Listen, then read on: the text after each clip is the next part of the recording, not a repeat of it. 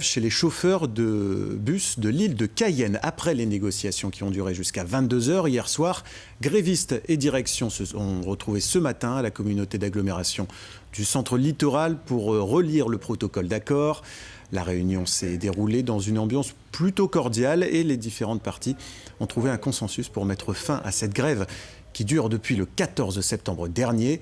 Des concessions ont été faites de chaque côté pour sortir de ce conflit qui a paralysé le service de transport pendant plusieurs semaines. À la suite de la signature du protocole d'accord avant 11 h 30 ce matin, les grévistes sont retournés au dépôt de la CACL pour célébrer l'événement. Ils se sont engagés à couper le cadenas, enlever les voitures et nettoyer les locaux ce week-end pour une reprise du travail dès lundi matin.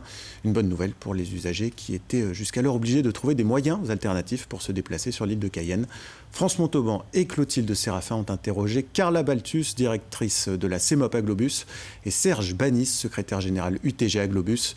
Écoutez leur réaction. Une satisfaction, je pense, commune pour les signataires, enfin, un accord.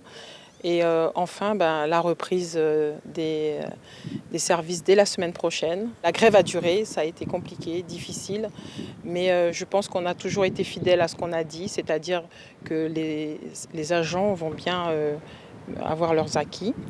Et donc, ils ont une prime supplémentaire de 3 000 €. Donc, c'est peut-être le plus pour eux. Tout ce qu'on avait demandé dans les négociations, nous les avons obtenus.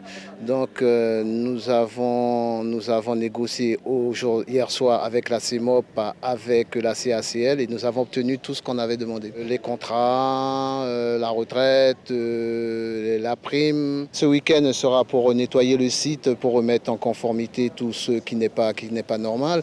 Donc on mettra ça tout en œuvre pour que dès lundi 5 h 30, les bus puissent repartir.